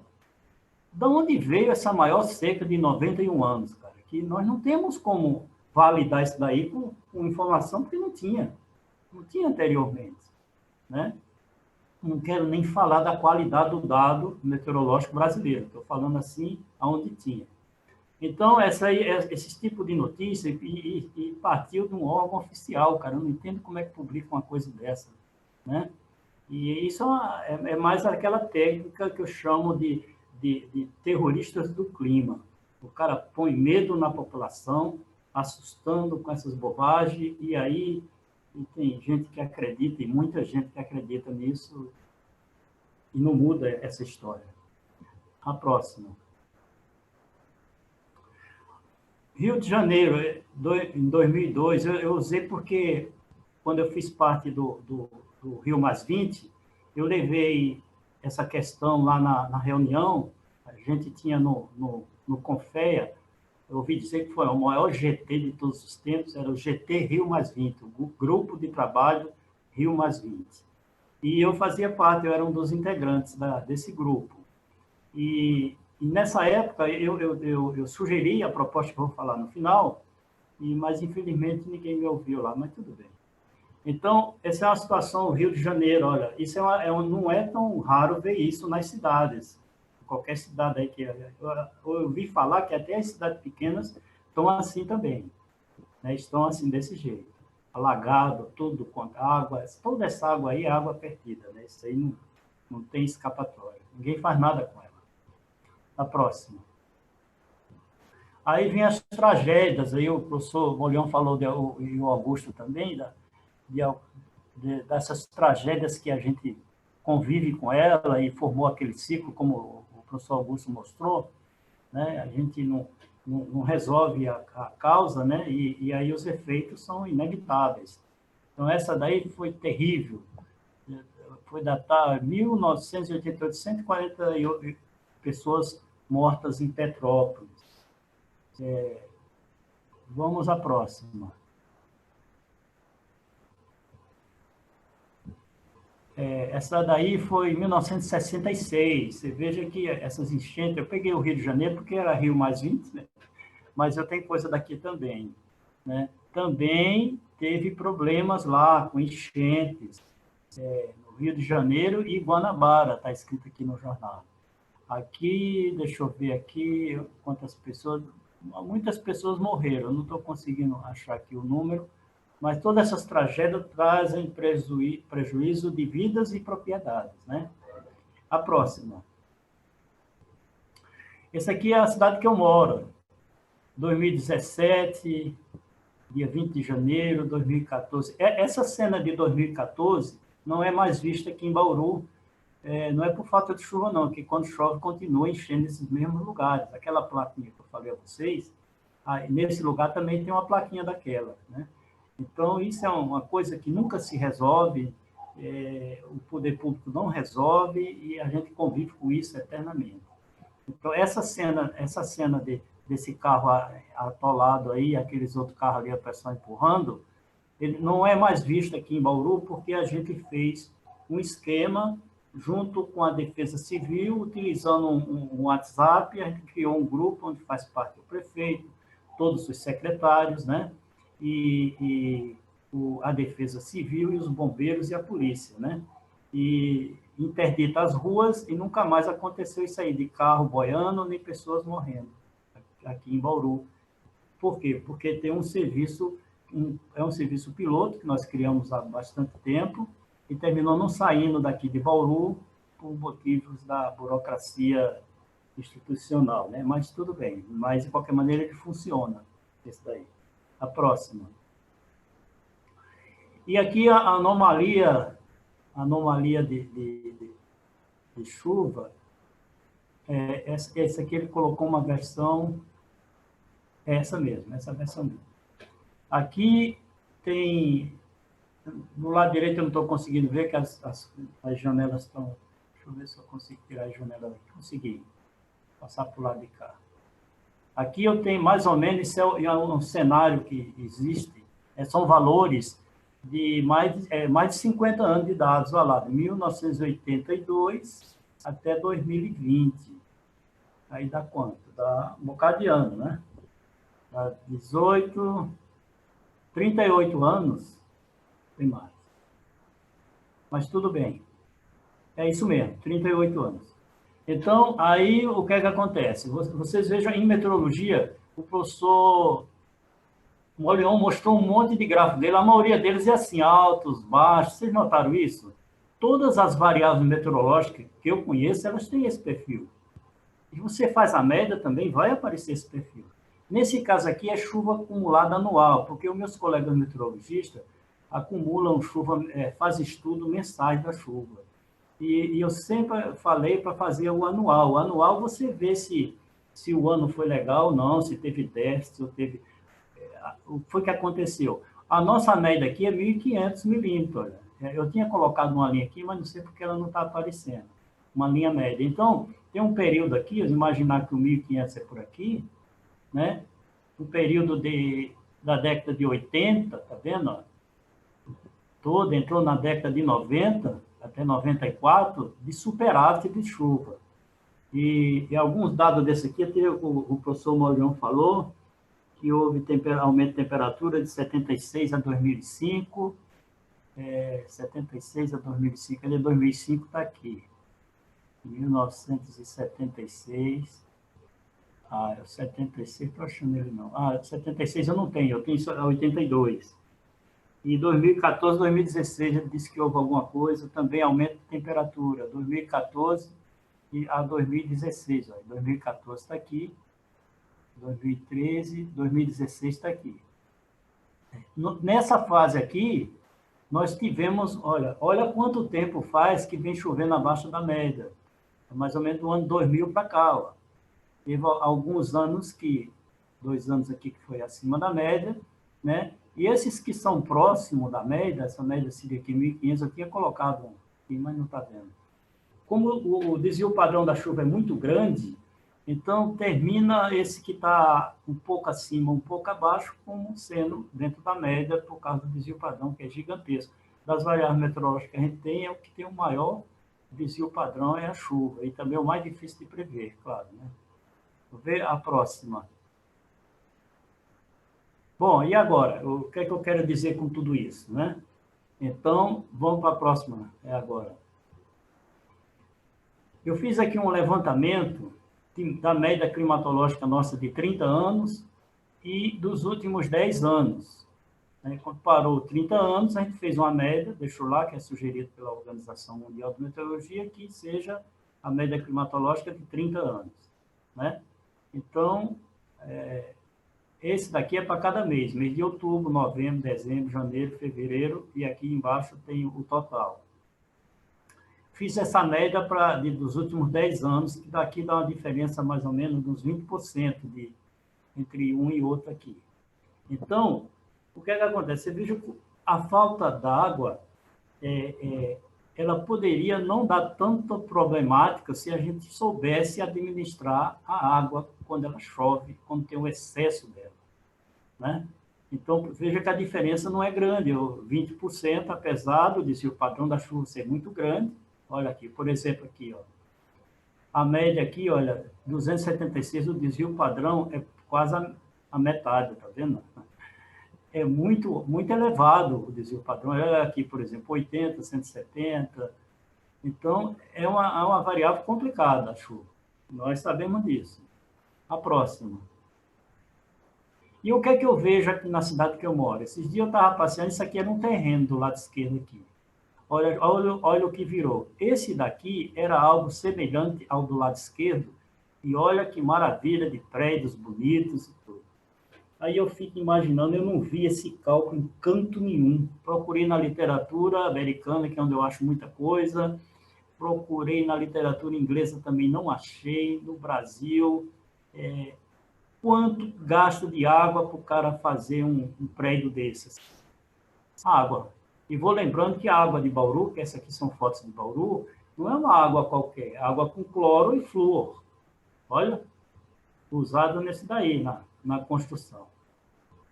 É de doer o coração, cara. Quando eu passo na obra que eu vejo o cara limpando lá aquelas máquinas lá de misturar cimento com água boa, e até ele bebe às vezes, pode olhar isso aí, que a água é boa.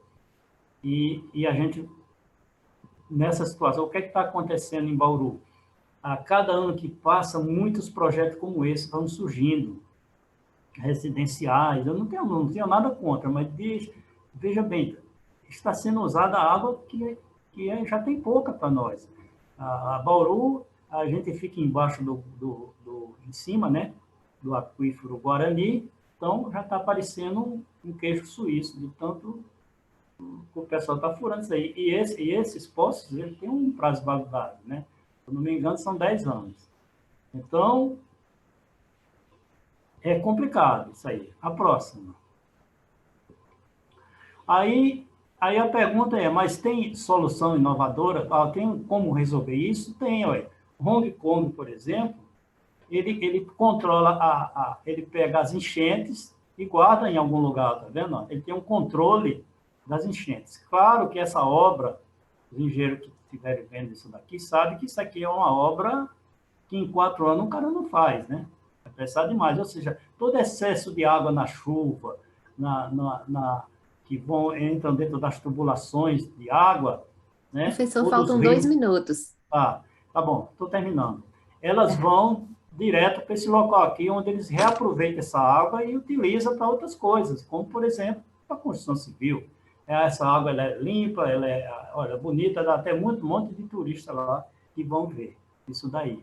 Então, qual é o alerta que a gente queria fazer? Eu venho falando aqui nessa região faz mais de 20 anos. Tem que haver um investimento de engenharia, um trabalho de engenharia para que a gente guarde água no excesso para utilizar na seca. É como poupança. A gente guarda um dinheirinho na poupança para quê? Para dizer que tem poupança? Não, para na emergência, sei lá, e pegar. A gente não faz isso. Eu não conheço nenhum município que faça isso. E a água, quando vem da chuva em excesso aqui em Bauru, enche até as máquinas lá do local que trata a água e a gente perde essa água. Daqui, a represa que capta a água, ela tem 50 anos já que foi feita. Há 50 anos a população é uma coisa. Não tinha tanto prédio assim, não tinha tanta gente e continua o mesmo mecanismo de fornecimento de água. Aí, o culpado é quem? O clima. Não é à toa que, quando tem as queimadas, o que é que o repórter fala na TV? Por causa do clima seco, os incêndios aumentaram. Não, aumentou porque alguém tocou fogo em alguma coisa, que não existe combustão espontânea. Então, é muito fácil culpar o tempo. Você culpa uma pessoa que não tem CPF, né? Não vai preso nunca. Então, essa é a minha rebeldia, né, em relação à falta de gestão de águas nos municípios do estado brasileiro. Arrisco dizer que em São Paulo tinha um. Recentemente eu procurei na internet e não achei mais essa cidade, eu não anotei. Tinha uma cidade que fazia isso, que guardava a água das enchentes para utilizar na seca, não necessariamente para beber, mas, por exemplo, lavar ruas e tal, construção, toda essa água era tirada de lá. Isso não tem mais no estado de São Paulo e eu não sei se tem outras cidades por aí. Tem a próxima ainda? Tem não. Então é isso aí, pessoal. Desculpa aí o meu desaforo, minha reclamação, mas são coisas que a gente testemunha e não pode fazer nada, né? Então, nós já tivemos político aqui na cidade que se diziam ambientalistas, né? Um deles até acredita que é mesmo, e nada foi feito. E não é falta que eu mesmo já dei umas 30 entrevistas falando sobre isso. Mas tá aí um problema aí para quem sabe o meu bisneto, um casal de bisnetos que eu tenho lá na Paraíba vão finalmente usufruir dessa... Precisa da engenharia para fazer. Isso não é obra barata, né? Não é obra para fazer em 2 anos, 4, talvez 5, 6 anos. Mas precisa ser feito. Ok? Obrigado. Muito obrigada, professor José Carlos, pela sua explanação, e foi perfeito, é isso mesmo. Nós vimos, então, o quão complexo é o problema e o quão o desafio é tão grande, né, com relação ao clima e a sua variabilidade. Então, essas discussões são sempre importantes e necessárias, assim, para que a gente possa chegar em algum ponto, né?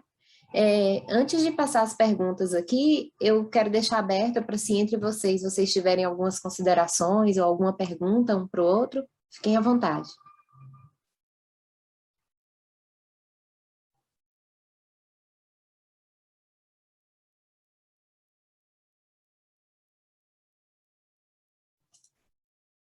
Está mudo o seu microfone. Pronto. Estamos, ótimo. Professor. Muito bem, Zé Carlos. Você mostrou ali os números, né? E nos últimos 10 anos, a precipitação acumulada nessa estação chuvosa, de outubro a março, caiu para 891 milímetros. Isso dá, conforme a média que você mostrou ali, de 1082, isso dá uma redução de 12% nesses últimos 10 anos.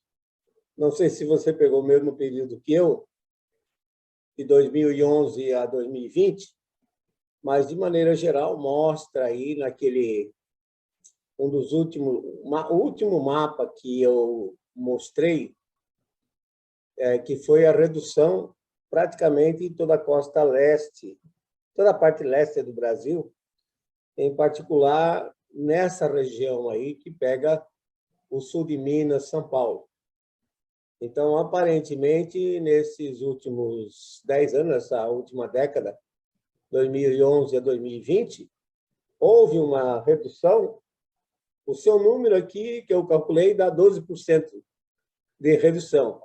E está bem dentro daquele mapa que eu tracei, com reduções de 10% a 15%, né, que representa aí, no seu caso, da ordem de 150 a 180 milímetros de redução por ano.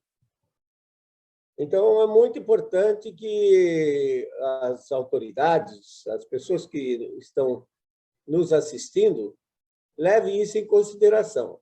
A grande dúvida que eu tenho e que, na realidade, deixo para todo mundo é o fato de que, sim, de acordo com o que a gente observa na circulação atmosférica, parece que o sistema quebrou, está agora,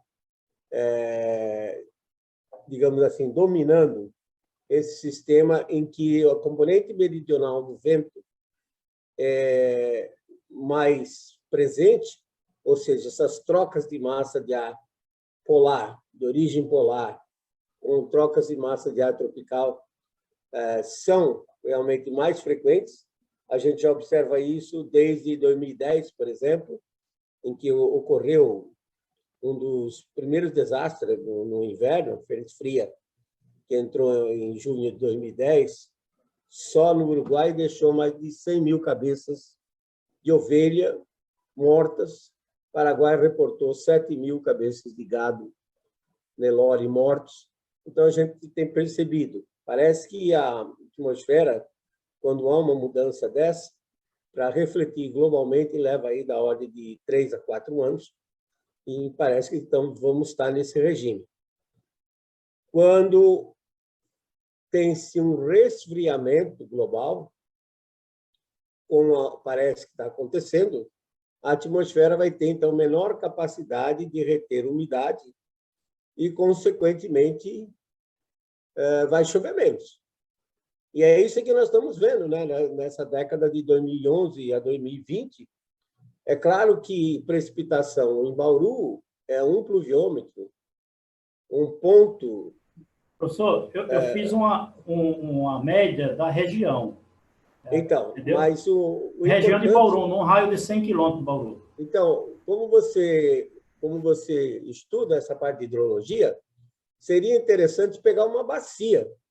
Como no caso, eu peguei o São Francisco e no posto de São Romão eu queria usar o posto de Pirapora, mas estava faltando dados fluviométricos. Então, eu peguei o posto de São Romão, né, que tinha dados mais completos desde 1952, e a área de captação do Alto São Francisco, a partir do fluviômetro de São Romão, são 156 mil quilômetros quadrados. A vantagem que você tem de usar a descarga do rio é que o rio, a bacia hidrográfica, é um grande pluviômetro.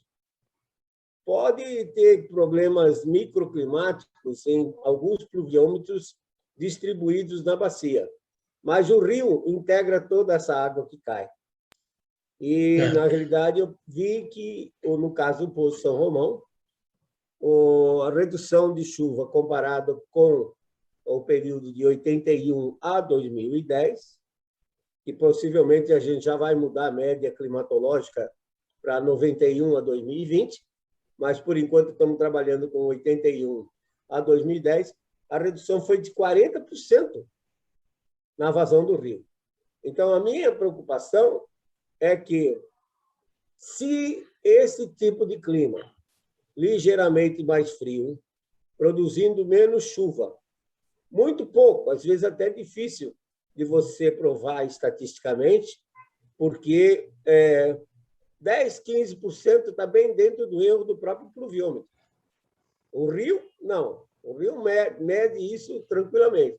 Então, a minha preocupação é que isso persista para esses próximos 10, 15 anos. Então, eu posso fazer um comentário, Molhão? A gente precisa ir para as considerações finais, porque a transmissão está sendo encerrada. Eu acho que vai ser um debate para depois. Então, deixa o Augusto falar, Thalita, por favor. Eu acho que faltou aí uma análise da divergência do vapor d'água, que leva em consideração globalmente a diferença entre o que evapotranspira e o que precipita. A nossa região, ela está, em geral, particularmente no Nordeste, numa região de divergência do vapor d'água. Então, houve uma diminuição de falta da precipitação, mas, concomitantemente, o aumento dessa divergência do vapor na nossa região, que deixou mais seco. E os dados mostram, de fato, que quando a gente olha para o dado global de precipitação, a Amazônia, por exemplo, teve um ligeiro aumento. As bacias do Tocantins e também do São Francisco tiveram uma diminuição, pelo menos até 2015, e concomitante a esse ligeiro resfriamento do nosso hemisfério. Enquanto então, Augusto, mas eu não estou preocupado em analisar a divergência. Isso pode ser feito. A gente pode botar uma caixa, pegar os dados de velocidade vertical e de umidade e calcular. Deixa eu concluir, Molhão, por favor. Convergência. Deixa eu concluir. O que eu estou falando é água no chão. Deixa eu concluir, Molhão. Você não deixa eu concluir, rapaz. A questão é que esses números mostram que houve, de fato, uma diminuição, por exemplo, da umidade em 2014, por razão da mais forte divergência. Nós, no hemisfério de inverno, transportamos água para o hemisfério norte e para a Antártica, né? Se você olha para a umidade do solo, por exemplo, com o satélite GRACE, você tem períodos de secamento da umidade do solo e de umidificação. Na Amazônia, em geral, na parte oeste, houve uma umidificação e, em outras partes, uma diminuição. E consistente com os dados de precipitação e consistentes com essas análises mais regionais, né, da nossa região do hemisfério sul, né?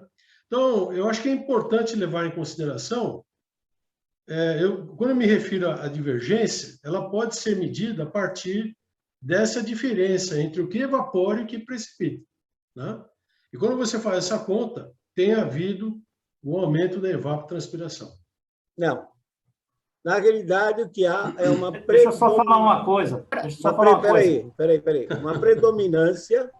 Uma predominância do centro de alta pressão, criando uma inversão de temperatura em cima da região, e isso canaliza a umidade que entra pelo Atlântico até o Rio Grande do Sul.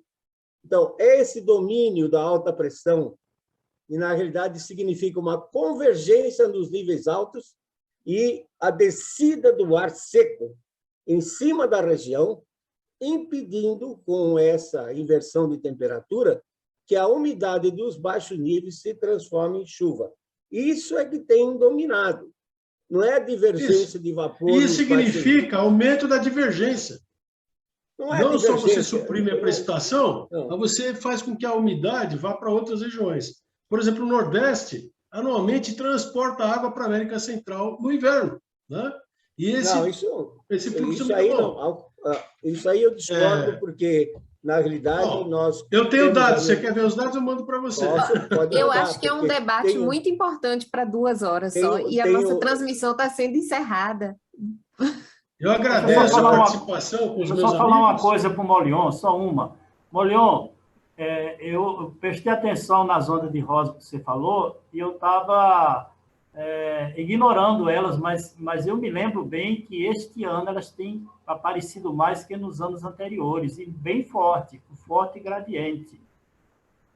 Isso mesmo. O ponto básico nisso é que você tem que olhar a coisa de uma forma global. Quando você diz divergência de vapor, não. Porque se você pegar a umidade relativa do ar, você vai ver que não variou muito.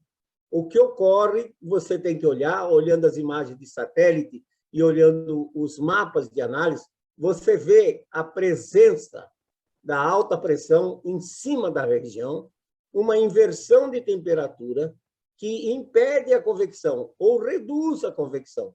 Daí o fato de que os pluviômetros e o rio não mente.